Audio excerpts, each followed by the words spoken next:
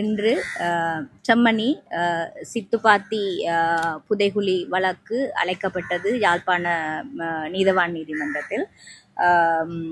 சட்ட வைத்திய அதிகாரி செல்லையா பிரணவன் அவர்கள் நீதிமன்றத்துக்கு அடுத்த கட்ட அகழ்வு பணிக்கான வேலைகள் முடிவடைந்து தயார் நிலையில் உள்ளதாக அறிவித்திருந்த நிலையிலும் ஏற்கனவே பிப்ரவரி மாதம் 12 2026 யாழ்ப்பாண மேல் நீதிமன்றத்தில் இருந்து நீதி அமைச்சுக்கு சமர்ப்பிக்கப்பட்ட பாதீடானது இன்று வரை அனுமதி வழங்காத நிலையில் காணப்படுவதாக நீதிமன்றம் வழக்கு அழைக்கப்பட்ட நிலையில தெரிவித்திருந்தமையினால் அடுத்த கட்ட அகழ்வு பணி கடந்த தவணையில் ஏப்ரல் மாதம் 20 ஆரம்பிக்கப்பட உள்ளதாக நிர்ணயிக்கப்பட்டிருந்தாலும் அன்றைய திகதியில் ஆரம்பிக்க முடியாத ஒரு சூழ்நிலை இருப்பதாக நீதிமன்றம் தரப்பினுடைய அவதானத்துக்கு கொண்டு வந்தது.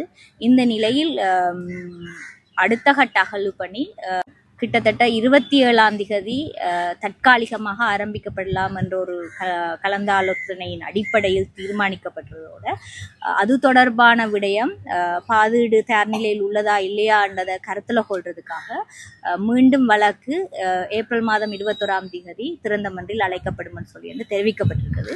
இந்த நிலையில ஐரோப்பிய ஒன்றியத்திட பிரதிநிதிகள் குறித்த புதைகுழியை பார்வையிடுறதுக்கான ஒரு அனுமதியை கேட்டிருந்த நிலையில அவர்கள் காலை 9:30 மணிக்கு முன்னராக அல்லது மாலை 2:30 மணிக்கு பின்னராக குறித்த புதைகுழியை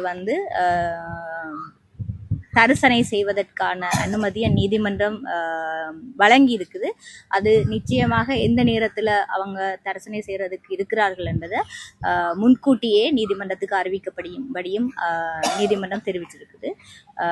ஆகவே வழக்கு 27 அடுத்த கட்ட அகழ்வு பணி ஆரம்பிக்கிறதா இல்லையான்றதை தீர்மானிக்கிறதுக்கு 21 ஏப்ரல் மாதம் 2026 அன்று அழைக்கப்படும். பாதீடு சட்ட வைத்திய அதிகாரி தான் சமர்ப்பணம் செய்தவர். அது தொடர்பான மொத்த எண்ணிக்கை உண்மையா தெரியாது. அது 2 பாதீடும் எலும்பு ஆய்வுக்குரிய பாதீடும் அகழ்வு பணிகளுக்கான பாதீடு ரெண்டுமே ஒரேடியா தான் சமர்ப்பணம் செய்யப்பட்டிருந்தது அனுமதிக்காக வேண்டி நீதி அமைச்சிட. இரண்டுமே அனுமதி இன்னும் அளிக்கப்படாத ஒரு நிலையில நிலுவையில் இருக்குது.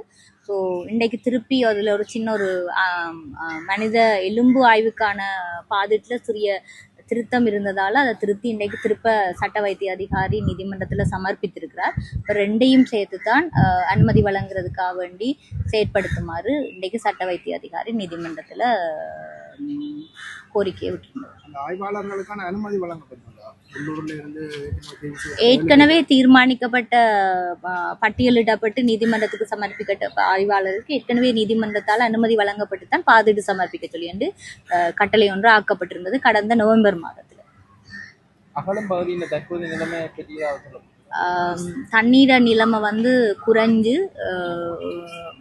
வத்தி காணப்படுது. பட் ஈரழிப்பு இருக்குது. பட் அது 20 கூடையில இருக்கிற காலநிலையில உலர்ந்த ஒரு சூழலுக்கு போறதுக்கான வாய்ப்பு இருக்குது. அகழ்வுக்கான தயார் நிலையில இருக்கும்ன்றது சட்ட வைத்திய அதிகாரி நீதிமன்றத்தில் தெரிவித்தார். பாதீடு ஏற்கனவே சொன்ன மாதிரி 21 வழக்கு அழைக்கப்பட்டு 27 என்று உத்தேசமாக நிர்ணயிக்கப்பட்ட தேதியில அகழ்வு நடக்கிறதுக்கான சாத்தியப்பாடுகள் இருக்கு. மேலதிக செய்திகளுக்காக எமது யூடியூப் தளத்தை சப்ஸ்கிரைப் செய்யுங்கள்.